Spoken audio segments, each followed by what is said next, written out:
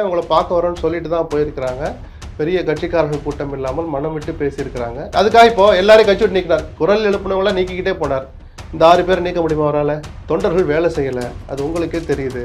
7 தொகுதிகளில் டெபாசிட் போயிருக்கிறோம். அதில் 5 தொகுதி தென் மாவட்டத்து தொகுதிகள். வேதனைப்படுகிற அளவுக்கு அதிமுக வாக்கு வங்கி சரிஞ்சிருக்கு. சில தொகுதிகளில் 10,000 வாக்குகள் கூட வாங்கலை. திரு ஓபிஎஸ், திருமதி சசிகலா, இபிஎஸ் 3 பேரும் அமர்ந்து பேசி தங்களுடைய அந்த ஈகோவை விட்டுட்டு கட்சி முக்கியம், கட்சியினுடைய வெற்றி முக்கியம் என்று அமர்ந்து பேசினால் கட்சி வலிமை அடையணும், கட்சி வெற்றி அடையணும்னா இதுதான் வாய்ப்பு, இதுதான் சந்தர்ப்பம் நமக்கு அன்று பேசுகிற பொழுது நிச்சயமாக அதை அவர் ஒப்புக்கொள்ள வேண்டும், வலியுறுத்துவார்கள், அழுத்தம் கொடுப்பார்கள். அந்த அந்த அழுத்தத்திற்கு அவங்கெல்லாம் கண்ணீர் விடுறாங்க. கட்சி எப்பப்பா ஒன்றாதானப்பா ஜெயிக்க முடியும். ஐயா ஓபிஎஸ் அவர்கள், நான் தியாகம் செய்ய தயாராக இருக்கேன், எனக்கு பதவியே வேணாம், நான் தொண்டனாக வரேன், என்னை ஏற்றுக்குவீங்களா அப்படின்னு என்ன கேட்கலாம். நான் கடிதம் எழுதுறாங்க, நான் வெறும் தொண்டனாக வரேன், ஒத்தையில் வரேன், அதிமுக தொண்டனாக வரேன். பட் அங்கே டிஸ்பியூட்டாக இருக்கிறது எடப்பாடி பழனிசாமி தலைமைன்றது தானே அவரோட. அப்புறம் என்ன தியாகம் பண்ணுறது பேச்சு? யார் நீங்கள்லாம் தியாகம் பண்ணீங்க? இப்போ இவ்வளோ நாள் பண்ண ஓபிஎஸ் ஐயா அரசியல் பண்ணார் இல்லைங்களா, இதில் மக்கள் சார்ந்த அரசியல் எத்தனை ஞாபகம் வருது உங்களுக்கு? அதெல்லாம் பேசாமல் எடப்பாடி துரோகம் செய்து விட்டார். சரி, எடப்பாடி துரோகம் செய்து விட்டார் தெரியுது, ஒரு வாட்டியில் ஆல்ரெடி பண்ணவர் தான். எதுக்கு போய் துணை முதலமைச்சராக ஏற்றிக்கிட்டீங்க பதவி? 10 மணிக்கெல்லாம் 10-11 மணிக்கெல்லாம் பூத் ஏஜென்ட் இருப்பாங்கள்ல, பூத்துக்குள்ளே போனேன். அதிமுகவோட பூத் ஏஜென்ட் 11 மணிக்கெல்லாம் 80% பேர் வெளில போயிட்டாங்க. சரிங்களா, ஒரு பின்னடைவு. சரி, அடுத்ததில் பார்த்துக்கலாம். ஏங்க தொடர்ந்து 10வது தடவை எந்த மெகா கூட்டணி அமையலை. நம்மளுக்குள் பிரிவிட வேண்டாம், சகோதர சண்டைக்கு ஒரு முற்றுப்புள்ளி வைப்போம்.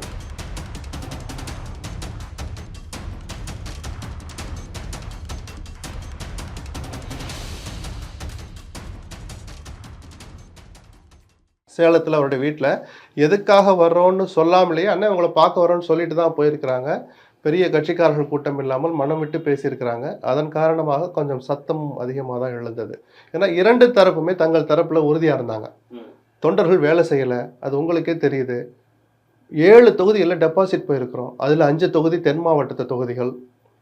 சட்டமன்ற தொகுதி வாரியாக பார்த்தா, அதாவது வேதனைப்படுகிற அளவுக்கு அதிமுக வாக்கு வங்கி சரிஞ்சிருக்கு. சில தொகுதிகளில் 10,000 வாக்குகள் கூட வாங்கலை. அது இந்த நிலைமை அதிமுக சமீப சில 10 ஆண்டுகளில் வந்ததே கிடையாது. படுதோல்வியை சந்தித்த போது கூட இவ்வளவு கீழான ஒரு வாக்குகள் அந்த கட்சி பெற்றதே கிடையாது. இதுக்கு காரணம் பல இருக்கலாம். ஆனால் முதல் காரணம் தொண்டர்கள் மனதில் இருந்த சோர்வு தான்.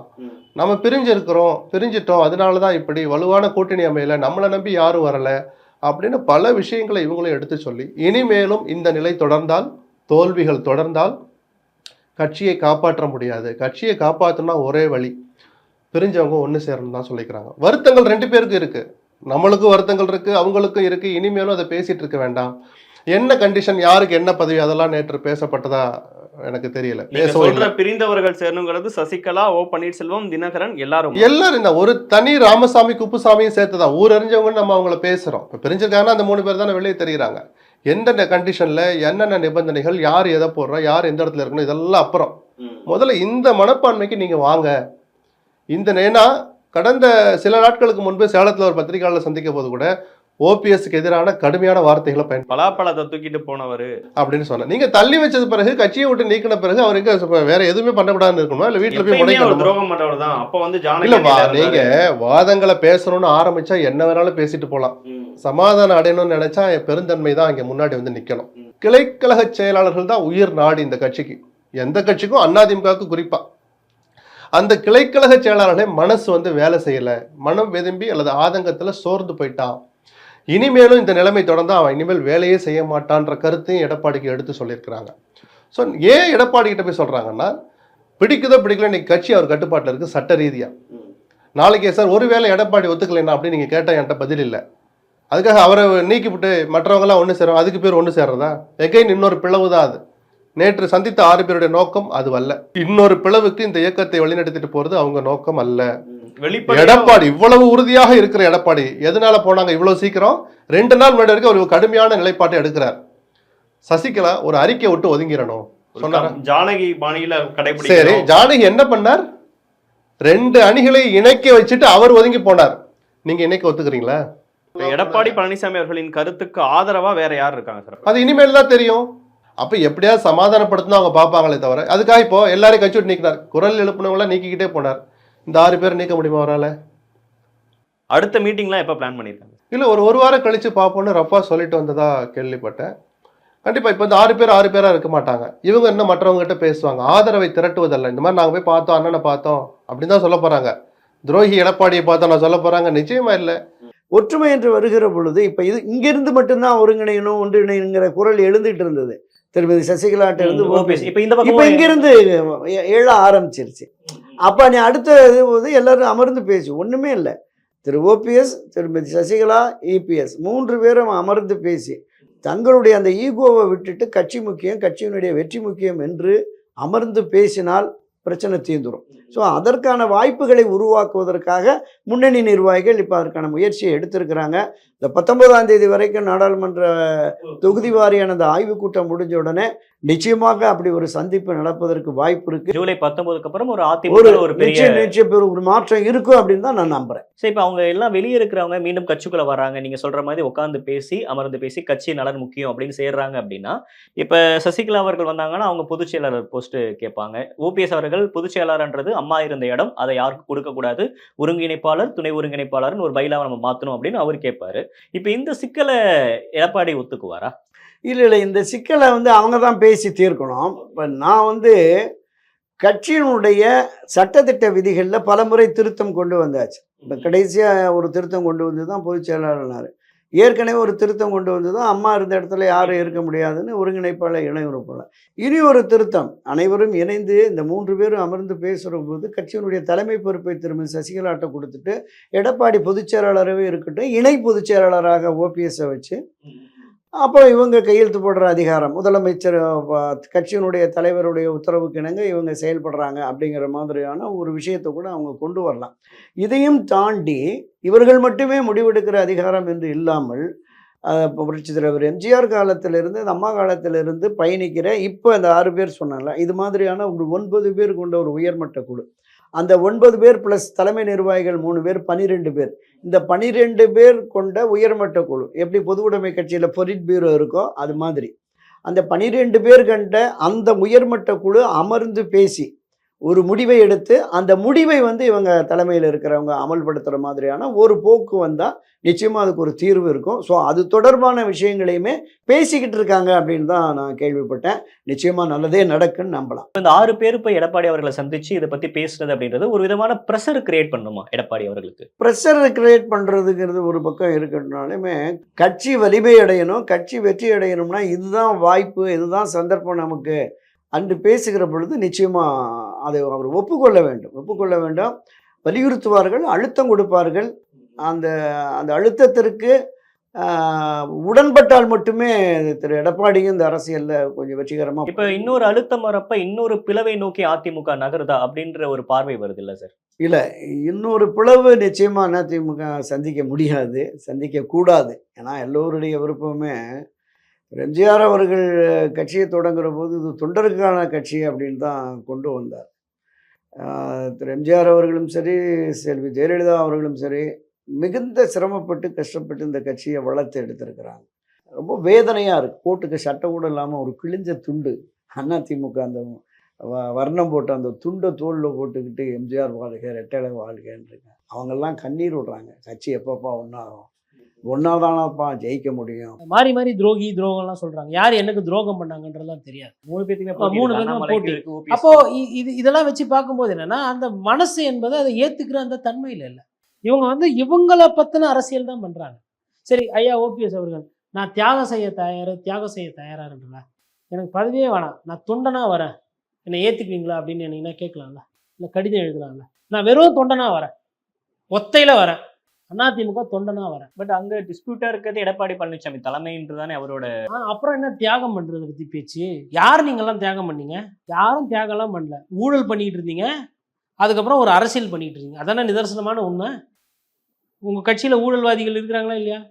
உங்க கட்சியில ஊழல்வாதிகளை உற்பத்தி பண்ணது இல்லாம உங்க கட்சியில உற்பத்தி பண்ணி திமுக வேற அமைச்சிக்கிறீங்க. ஏதோ அங்கே யாரோ ஊழல் குற்றச்சாட்டே இல்லாத மாதிரி. இதுதானே நம்ம திராவிட வரலாறு பாரம்பரியம். இப்போ சமீப காலமா ஒன்றுபட்டால் உண்டு வாழ்வு என்பது. நீங்கள் தனித்தனியாக நின்று கொஞ்சம் கொஞ்சமாக ஓட்டு வாங்கி எதுக்குமே இல்லாமல் போகிறதுக்கு ரெட்டலைன்ற ஒரு பெரிய கொடைக்கு கீழே எல்லாருமே நின்னீங்கன்னா கண்டிப்பாக அதிமுக என்பது பலமாக இருக்கும். ஆனால் அது புரிய வேண்டியவங்களுக்கு புரியல. அப்போ அது உட்காந்து பேசி விட்டு கொடுக்குற அந்த தன்மையும் இல்லை. நான் என்ன கேட்குறேன்னா, இப்போ ஓபிஎஸ் அவர் இப்போ எடப்பாடி பழனிசாமி அவர்களுக்கு ஈகோ இருக்குது, அவர் விட்டு கொடுக்க மாட்டார், அதை நம்ம பதிவு பண்ணிட்டோம், ரைட்டா? ஓபிஎஸ் அவர்கள் தலைமை வேணாம் அப்படின்னா எப்படிங்க? இவரை பார்த்தா எப்படி தெரியுது? இவ்வளோ நாள் கஷ்டப்பட்டு 1க்கு 2 கூட்டம் 3 கூட்டம் நடத்தி கோர்ட்டு கேஸ் எல்லாம் அலைஞ்சி தேர்தல் ஆணையத்துக்கு போய் இடைத்தேர்தலில் செலவு பண்ணி எல்லாம் பண்ணி உங்களை கட்சி விட்டு நீக்கி வைப்பாராம். நீங்கள் வந்துட்டு அவர் சரியில்லை இவர் சரியில்லைன்னு சொல்லிட்டு நீங்கள் அறிக்கை விட்டு அவங்கள சேர்த்துக்கணுமா? சரி, நீங்கள் போய் இப்போ நின்னீங்கல்ல பொது தேர்தல், என்ன ஓட்டு வாங்கினீங்க? யாரோட போய் சேர்ந்தீங்க? பிஜேபி கூட சேர்ந்தா மக்கள் ஏற்றுக்கணுமா அவங்கள? மக்கள்னு ஒருத்தங்க நீங்கள் பண்ணுற அரசியல்லாம் பார்க்குறாங்கன்ற புரிதலே இல்லாமல் அரசியல் பண்ணிட்டு இருக்கீங்க. இப்போ இவ்வளோ நாள் பண்ண ஓபிஎஸ் ஐயா அரசியல் பண்ணார் இல்லைங்களா? இதில் மக்கள் சார்ந்த அரசியல் எத்தனை ஞாபகம் வருது உங்களுக்கு? அதெல்லாம் பேசாமல் எடப்பாடி துரோகம் செய்து விட்டார், எடப்பாடி துரோகம் செய்து விட்டார். சரி, எடப்பாடி துரோகம் செய்து விட்டார் தெரியுது, ஒரு வாட்டியில் ஆல்ரெடி பண்ணவர் தான். எதுக்கு போய் துணை முதலமைச்சராக ஏற்றுக்கிட்டீங்க பதவியை? அம்மாவோட ஆட்சியை நிறைவேற்றணும், 4 ஆண்டு காலம் முடிக்கணுன்றதுக்காக நான் தியாகம் பண்ணேன் அப்படின்னு. இவ்வளவு சிறந்த ஆட்சியெல்லாம் இங்கே எதுவும் நடக்கலை, அம்மாவோட ஆட்சின்ட்டு.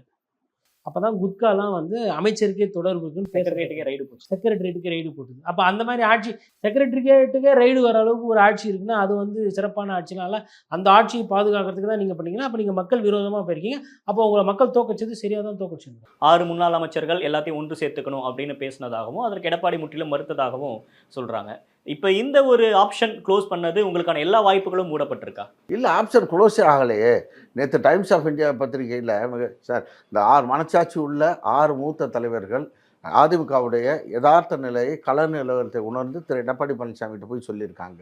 அதே மாதிரி திரு வேலுமணி தங்கமணி அவர்கள் எப்பேற்பட்ட ஃபீல்டு திரு இபி எல்லாரும் அறிந்தவர்கள். அதே மாதிரி திரு கேபி அன்பர்கள், சிவி சண்முகம் வட மாவட்டங்களில் இன்றைக்கும் தன் கட்டுப்பாட்டில். இவர்கள் எல்லாம் அந்தந்த ப்ரொவின்சியல் லீடர்ஸ்னு சொல்லுவோம், பிராந்திய தலைவர்கள்னு சொல்லுவோம்.